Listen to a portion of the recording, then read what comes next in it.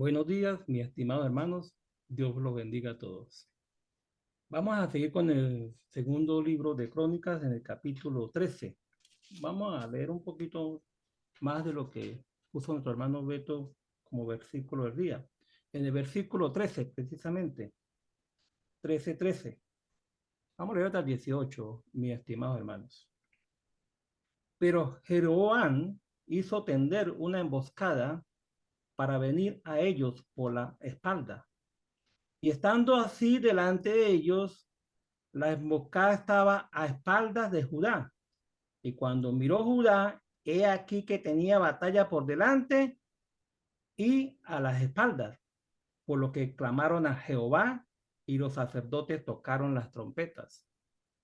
Entonces los de Judá gritaron con fuerza y así que ellos alzaron el grito, Dios desbarató a Jeroboam y a todo Israel delante de Abias y de Judá.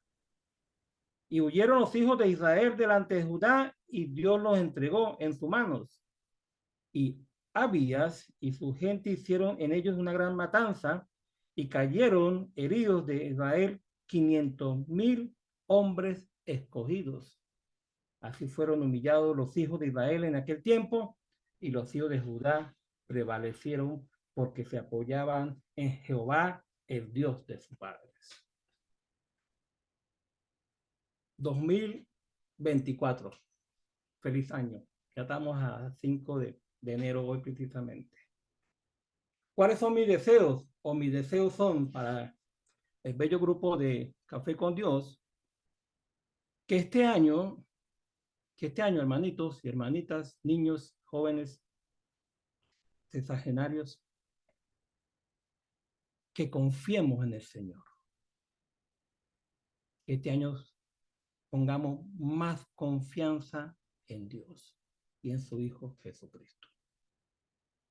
Ese es mi deseo.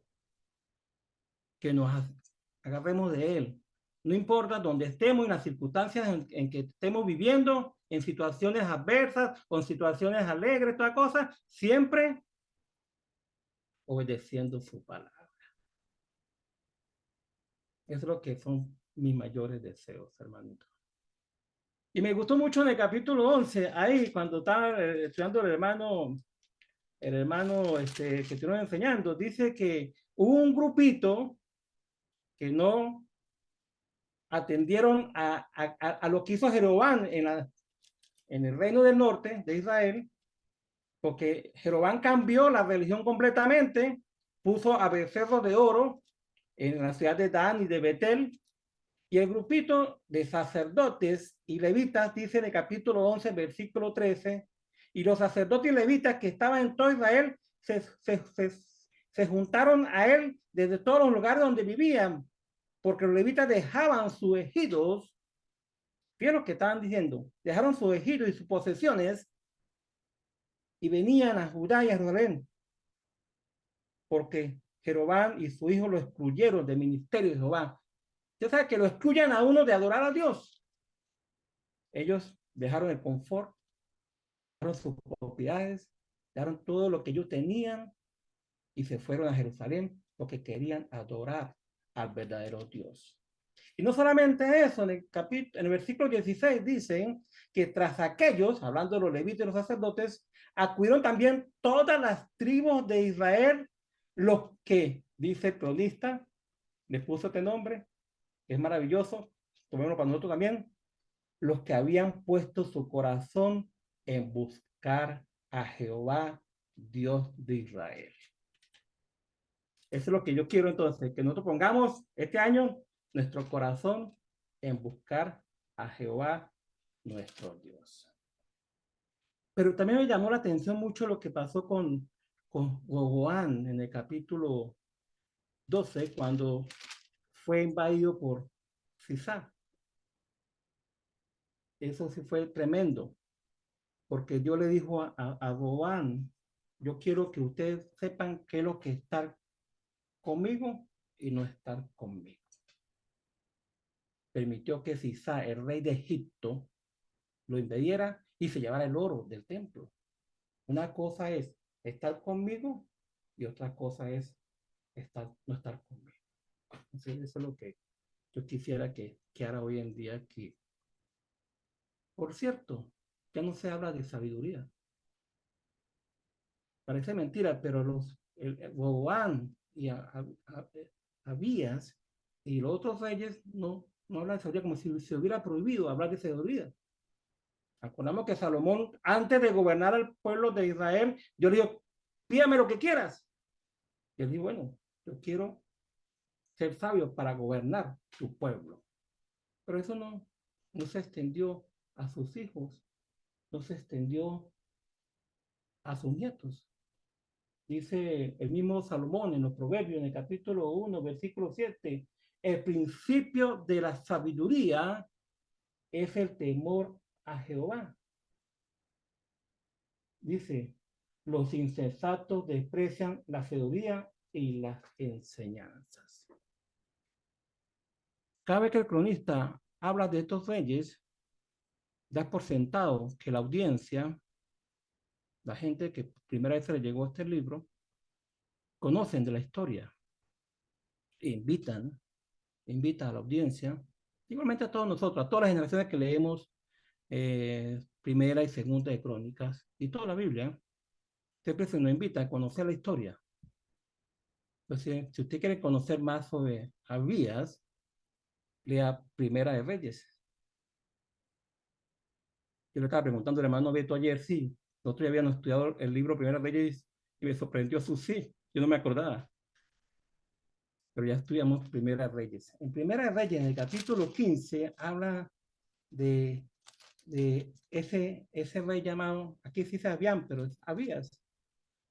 Y lo que habla él es que gobernó solamente 3 años y la palabra más, yo pienso que es la frase más mala que existe en la Biblia, dice, e hizo lo malo ante los ojos de Dios. 3 años. Entonces, el cronista no tiene nada que hablar de este rey. Simplemente que lo que hizo fue guerra con Jeroboam, que estaba al norte. Y eso es lo que acabamos de ver ahorita. Pero el cronista les quiere sacar provecho a este rey y utilizarlo.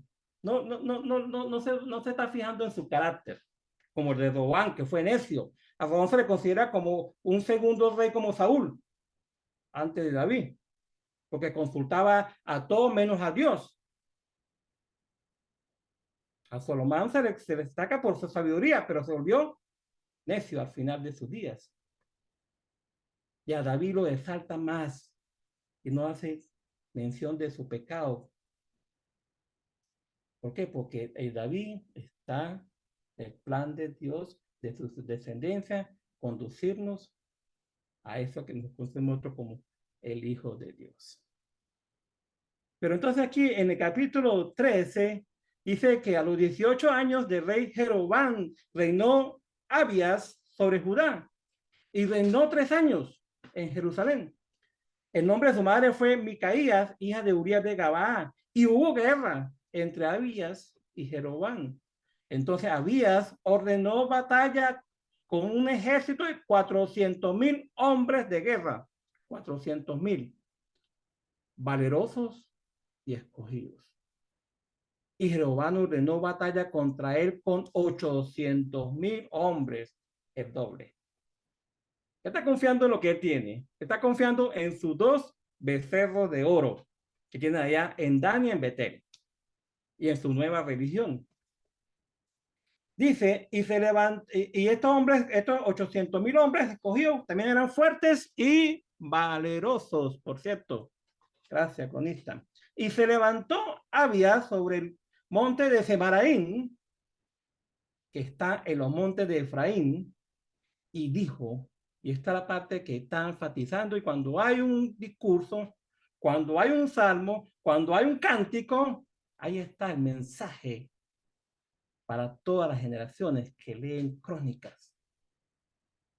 Este es el mensaje que pronuncia este rey que solamente duró 3 años en Judá y que su reino hizo las cosas malas ante los ojos de Dios.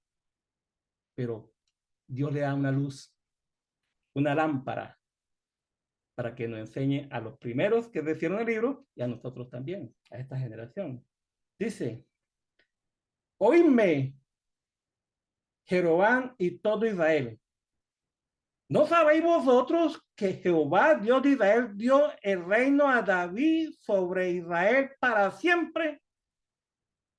A él y a sus hijos bajo pacto de sal. Eso lo sabemos nosotros. Eso es el meollo del asunto en el libro de Crónicas. Dios hizo un pacto con David y que sobre él iba a haber siempre reyes para siempre. Dice cuando es pacto de sal que iba a ser permanente, perpetuo. No sé por qué se utiliza la sal ahí, es porque persevera, preserva. Dice ahí, eso es por el linaje de David, no por otro linaje. Por el linaje de David, que iba a venir el rey aquel que iba a tener a hacer justicia y paz al pueblo de Israel. Pero Jeroboam, hijo de Nabá, siervo de Salomón, hijo de David, se levantó y rebeló contra su señor. Y se juntaron con él hombres vanos y perversos y pudieron más que Roboam, está hablando de su papá, hijo de Salomón, de su abuelo. Mire, porque para ahí está ayudando ahí a Roboam un poquito el hijo, ¿no? Porque si uno no ayuda a la familia, ¿a quién va a ayudar? Dice ahí. Porque Roboam era joven y pusilánime. Cuando se habla de pusilánime, era joven y sin experiencia. No tenía experiencia para gobernar al pueblo de Israel. Si hubiera aprendido lo de su papá Salomón, lo hubiera pedido a Dios que sabiduría, pero no lo hizo. Entonces, era joven y pusilánime y no se defendió de ellos. Y ahora, dice, había, vosotros tratáis de resistir al reino de Jehová en manos de los hijos de David. O sea, usted no está enfrentando a mí, le dice a mí, sino usted está enfrentando al reino de Jehová, que está en manos de los hijos de David. Yo soy uno de ellos, por si acaso, porque soy muchos y porque tenéis con vosotros becerro de oro que Jorobán os hizo por dioses. Ah, ustedes son 800. Ah, bueno, se están enfrentando es al reino de Dios. Versículo 9. ¿No habéis arrojado vosotros a los sacerdotes de Jehová? Arremamente que le hablé. A los hijos de Aarón y a los levitas, y os habéis designado sacerdotes de la manera de los pueblos de otras tierras, para que cualquiera que venga a consagrarse con un becerro y 7 carneros, y así sea sacerdote de los que no son dioses. O sea, usted se inventó, fue una religión falsa. Que está diciendo había a Jeroboam. No solamente está enfrentando al reino de Dios, sino tú te inventaste tantas cosas, tantos dioses, ídolos. Dice el versículo 10, más cuanto a nosotros, Jehová es nuestro Dios y no le hemos dejado. Y los sacerdotes que ministran delante de Jehová son los hijos de Aarón. Y los que están en la obra son levitas, los cuales queman para Jehová los holocaustos cada mañana y cada tarde, y el incienso aromático, y ponen los panes sobre la mesa limpia. Esa es la actividad que dejó David en el templo.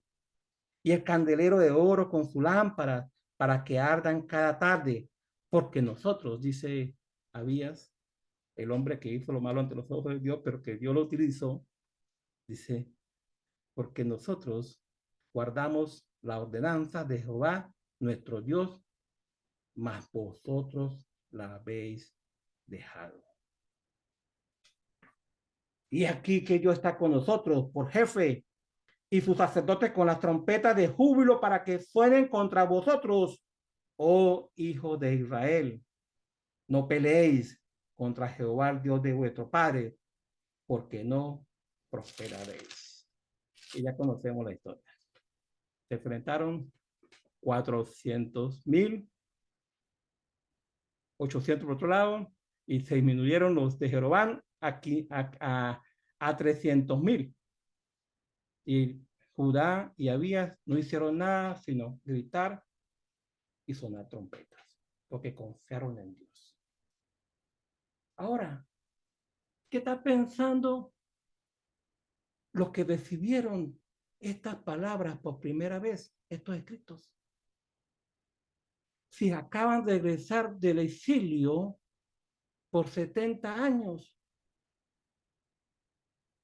¿qué están pensando ellos? Nosotros que teníamos a los sacerdotes, nosotros que teníamos los levitas, nosotros que teníamos el templo, nosotros que teníamos la adoración a Dios, terminamos igual que la tribu del norte. O sea, no fue suficiente tener todas esas cosas. ¿Por qué? Porque no confiaron en Dios y en su palabra. Cayeron en el mismo error. Se fueron a los ídolos. Voy adelante, ahorita a partir de los reyes que vienen, todos, Asa y más adelante, todos esos pocos reyes, están haciendo cosas que uno dice, se sorprende, pero ¿qué pasó? Porque no se confía en el Señor. ¿Qué tenemos nosotros como iglesia? A veces decimos, tenemos la oración perfecta, tenemos la doctrina perfecta, nos reunimos en la iglesia todos los domingos, tenemos devocionales, culto, toda cosa, pero a veces eso no es suficiente, hermanitos y hermanitas. Por eso les pido que este 2024 confiemos más en el Señor y en su palabra. Porque Dios nos ha enseñado cómo estar con Él y cómo no estar con Él. De esta manera nos enseña a nosotros, porque generación tras generación va a estar leyendo el libro de Crónicas. Esta es la generación que está leyendo ahorita. Y Dios nos dice, bueno, ve a ver. Ve a ver. Pablo le dice a los romanos, y con esto termino, en el capítulo 1, versículo 25, le dice a los romanos, en lugar de la verdad de Dios, esto lo dice la Biblia, Dios habla hoy, en lugar de la verdad de Dios, han buscado la mentira y han honrado y han adorado las cosas creadas por Dios y no a Dios mismo que las creó y que merece alabanza para siempre. La versión América dice de otra manera, dice, porque cambiaron la verdad de Dios por la mentira y adoraron y sirvieron a las criaturas en lugar del Creador, que es el bendito por los siglos. Pero la versión internacional dice de esta manera, cambiaron la verdad de Dios por la mentira, adorando y sirviendo a los seres creados antes que el Creador, quien es bendito por siempre. Amén. Aquí estamos orando, tiene que ser a Dios y confiar en Él. Que Dios bendiga su palabra. Gracias, Padre, por este día, Padre. Gracias por este momento, Señor. Gracias por estas bellas personas que están con nosotros hoy en día, Señor. Danos la oportunidad de ser mejor cada día, Señor. Danos sabiduría, Padre Santo, para entender tu palabra, Señor. Queremos ser mejores, Señor. Gracias por todo, Padre, por ser tan bueno, mi Dios, y danos la oportunidad de leer tu palabra en nuestras manos, Señor, y reunirnos como iglesia y como este grupo de Café con Dios este año para que podamos recuperarnos, Padre, en lo que es el plano espiritual, Señor, y podamos desechar las cosas que nos impidan adorarte a ti como es debido, Señor. Gracias por todo. En nombre de Cristo Jesús. Amén. I love you. Abrazo y beso para todos.